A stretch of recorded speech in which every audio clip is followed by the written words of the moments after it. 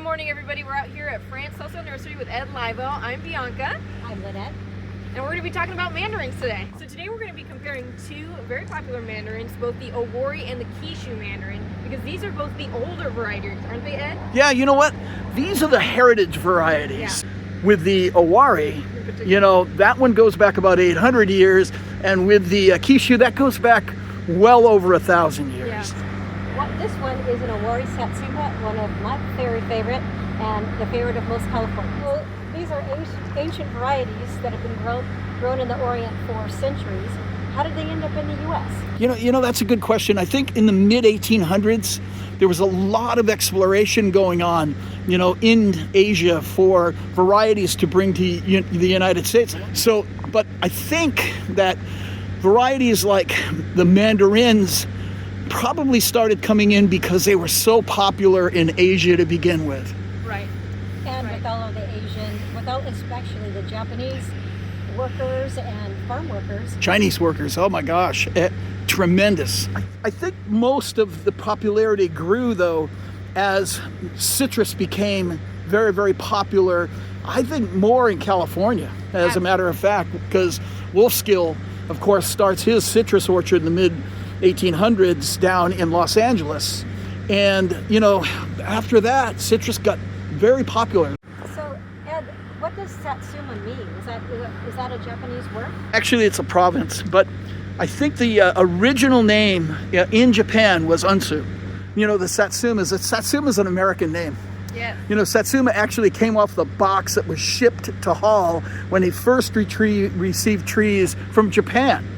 And because it came from the Satsuma province at the time, they misinterpreted it as the name of the fruit, and that's purportedly where the name Satsuma came from. So it's an Americanized name. So this is an Owari I'm holding right here. I would say this is average size, wouldn't you say? Average, yes. Yeah, about average. There's definitely some trees that can have a bigger fruit on them, or maybe a smaller one, depending on what water, rainfall was like, and what your fertilizing is like. But as we were saying, that easy peel skin, oh wow, you can see how fragrant it is what it's known for. So I'm wearing gloves, so I'm not even as dexterous as I really could be, and it's just falling apart. So this is what makes it so popular. It's just an easy snack to grab right off the tree, and quite tasty, and mostly seedless, aren't they? Yeah. Mostly seedless, yeah. Right. I would say the big concern also for home growers, if you have other citrus trees in your yard and that cross-pollination goes up, you can see some seeds. In fact, here on the farm where there's a plethora of citrus trees you can see all around us, they get quite seedy out here. Yeah, but Owari tends to be less seeded, in general, even when it's around other varieties. So Bianca, besides the easy peel and the virtual seedlessness, the Owari Satsumas are widely adapted. You can plant them in so many other places than you can most of the other citrus in general. We grow them here in Northern California, up in at the edge of the snow zones, up in Sonora, in Sonoma, in the wine country, and they go all the way down to San Diego. Yeah, I think right down to 28 degrees. And you know, there's always a good point to be made about that 28 degrees when they say that. That's not 28 degrees at 10 o'clock at night and then into 6 o'clock in the morning.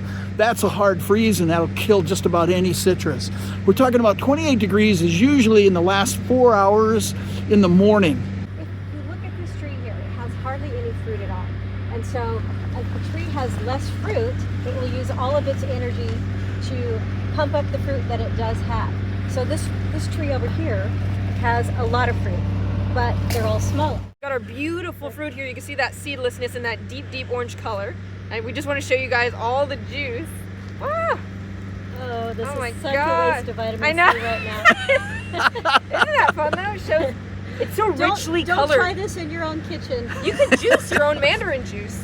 That mandarin juice is pretty special. That's pretty intense. Delicious, rich, and darker, deeper orange than regular orange juice. Yeah. With champagne than regular juice? I would guess. I would definitely recommend trying it. Alrighty, so we're out here now in front of the Kishu, and this comparison between the Kishu and Owari is really interesting because both of these varieties are so ancient. The Owari is over 800 years old, and the Kishu, which we're standing in front of right now, are actually over 1,000 years old. But they come into the U.S. in very different ways. Because although the two varieties are both ancient.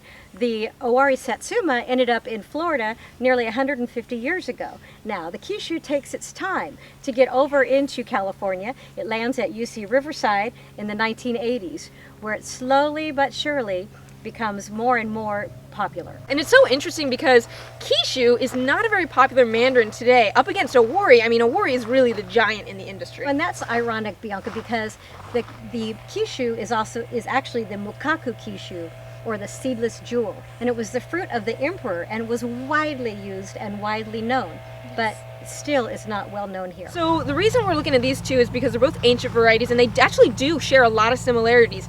First one being they both grow well in container. And they're naturally dwarfing, both Yes. in the container and in the ground. Yes. Super easy peel. Very easy to peel. I mean, the peel just sloughs off. A lot of the times when you pull it from the tree, the peel comes off a little bit too. Okay, so Bianca, we spent a lot of time on these two varieties, but why are we not talking about the Clementines? It's a very good point. Clementine came in a lot later, right, Ed? Yeah, you know, the Clementine is a more recent introduction. And so really what we're looking at is we're looking at the comparison in these two heirloom varieties. Right. And we're here, it's December 2nd, and these are all the items that are ripening in December. That's what we want to feature for you guys today. Correct. Bianca, so tell me about the flavors between the different varieties. Right. I would say at base the flavor is fairly similar, but the Owari definitely has a little bit more acidity, and these tiny cute little Kishus definitely get sweeter, especially once they're well ripened. Let's go straight into also the differences between these two amazing mandarins. So obviously, clearly there's a huge size difference right there. Cold tolerance. Cold tolerance, yes, absolutely. So the Owari actually performs a lot better in areas that get a little bit more frosty. I would say you wouldn't have to worry about this even if you were in zone 8. Don't you agree, Ed? Yeah, no, the big difference between those two is that the Owari is more of the very hardy citrus variety. The Kishu now, not as hardy. It's more of an indoor-outdoor plant in zone 8 and lower. I'm going to have Lynette here show you guys how easy they peel, just as Very. easily as the Owari, and that beautiful color inside. Again, very juicy, very easy to peel. Nice small petite size. And it looks like they're virtually seedless. I don't see a seed in here. I know that's not always the case. Really tiny little segments. I know. So I want to show you guys the difference here. This is the Owari. You can see that much larger size difference. And this is the Kishu. Color is pretty similar. And again, both very, very juicy. I'll show you guys the juice right now. Yes, this is my funnest part. Ah, Unbelievable. You can juice these as well, even though they're small. You would never expect this much juice in a small orange. At the end of the day, these are just fabulous varieties of mandarins. Yeah, both of them are, I think, pretty equally fantastic. And I love the fact that they both can be grown in containers, Yes. and that they stay small for these smaller yards these days. You know, thumbs up for the Owari Satsuma and for the Kishu Mandarin. Yeah.